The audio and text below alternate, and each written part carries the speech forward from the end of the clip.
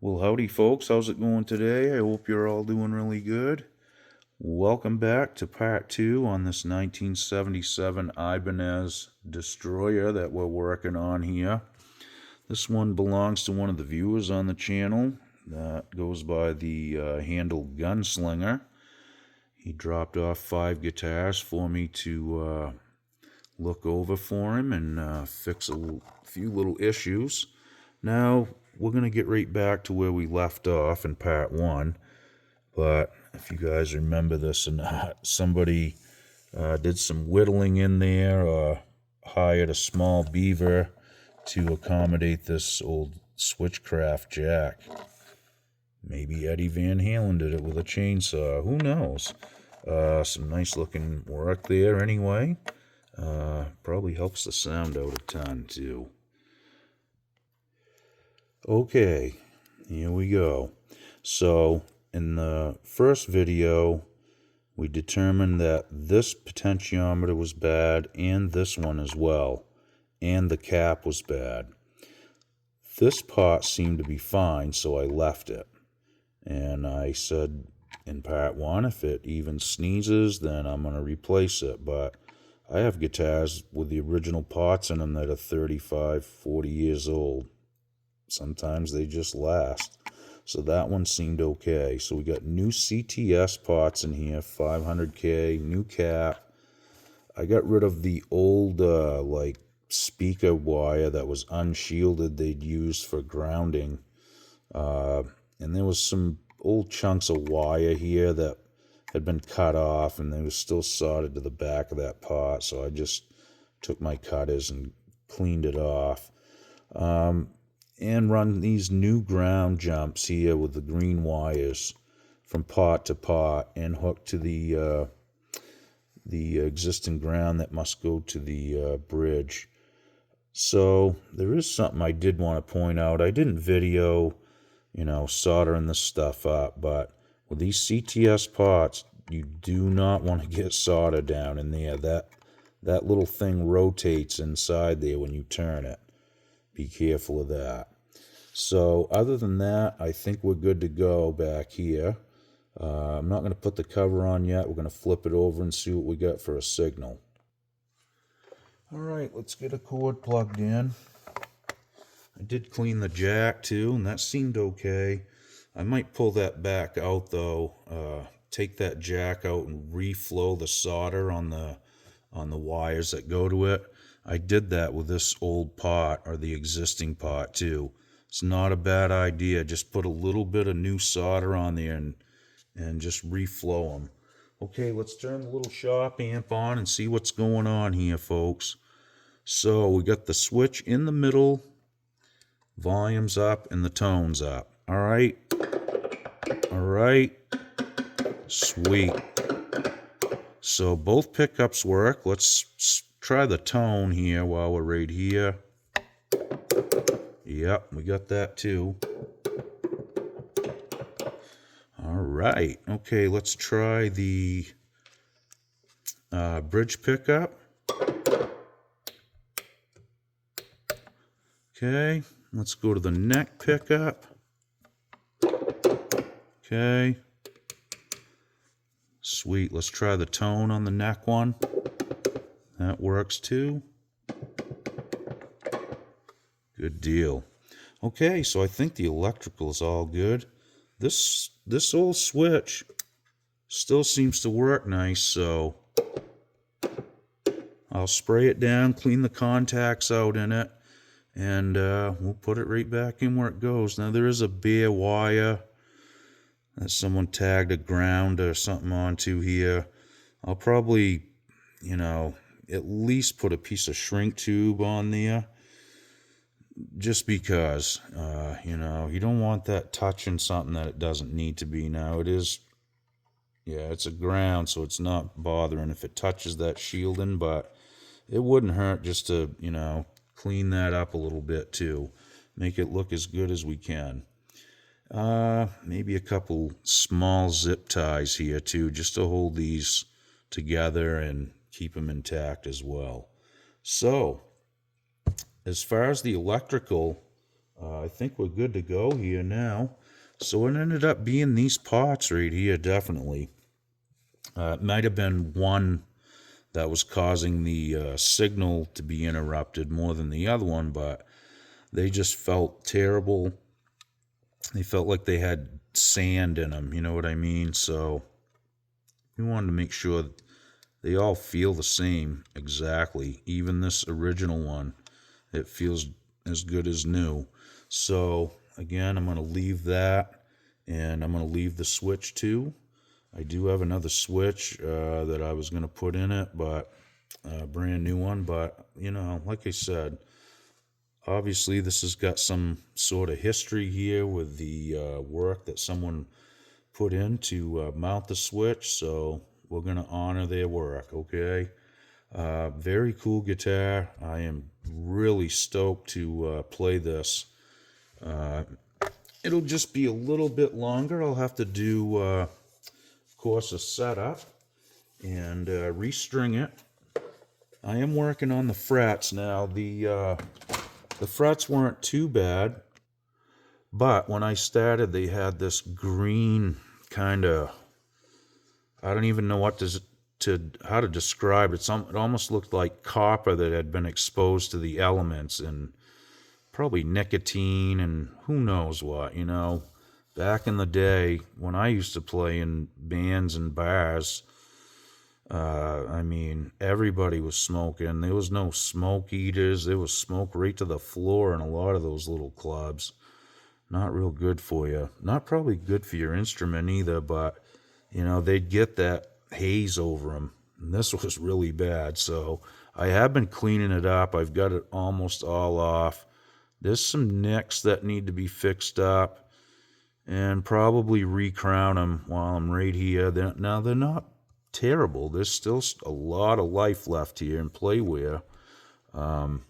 So I think we'll be good to go. It will need a refret probably someday. These are big, wide frets, too. The edges are a little bit sprouted, so I'll have to clean them up as well. And other than that, I think it's just a matter of putting the guitar back together. Now, there is something I would like to point out here. See how loose them are? They're threaded, okay? You know, you can turn them up and down, but they get loose, and they're probably just quite loose right from being, you know, right from the factory. That's, you know, not from like wear or anything. But there is something that I like to do. You can do this a few ways.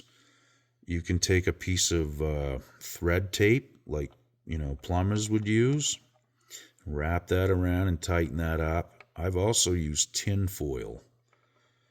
You don't need much of it. Just put one light wrap around the threads on here, and tighten it in, and what that does is it tightens that up. Now, this is going to have down pressure on it anyway because the bridge sits on it. But even pushing down, I can rock them back and forth.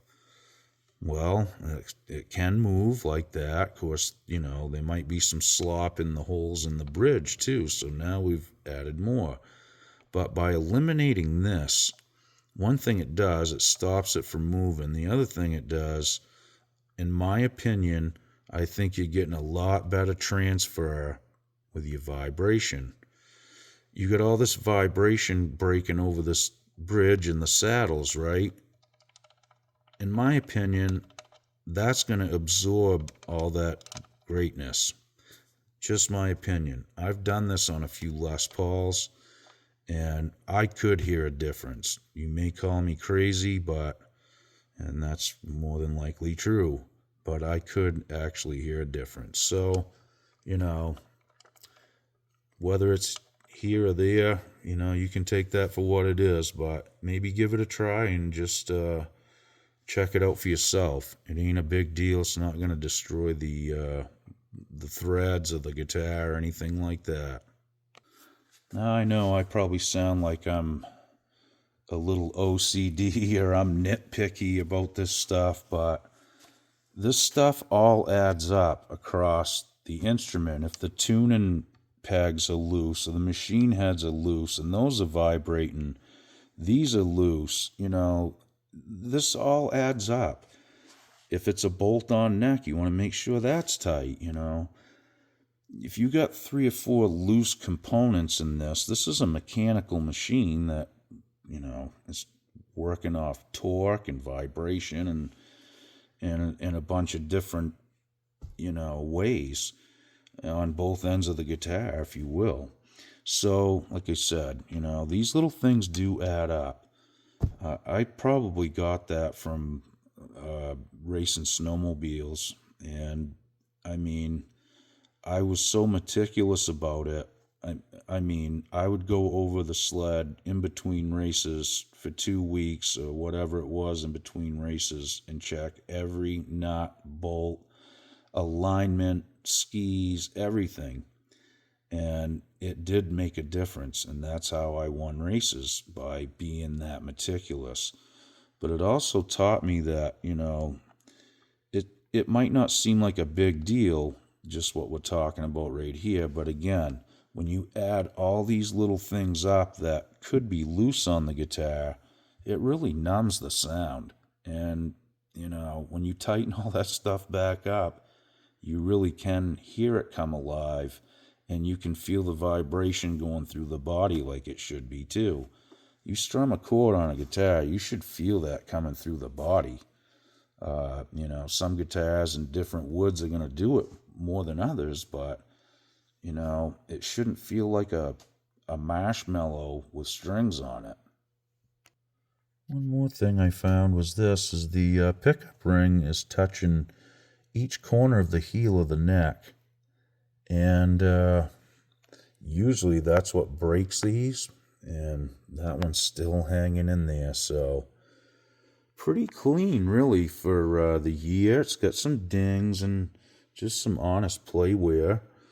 But it's still a really nice looking guitar. Remember, this is Japanese sen, S-E-N, that's the wood. It's not Carina. They called it a Carina finish. And you can see they pancake 2 pieces of wood together. There's probably 8 or 10 pieces of wood here in this body.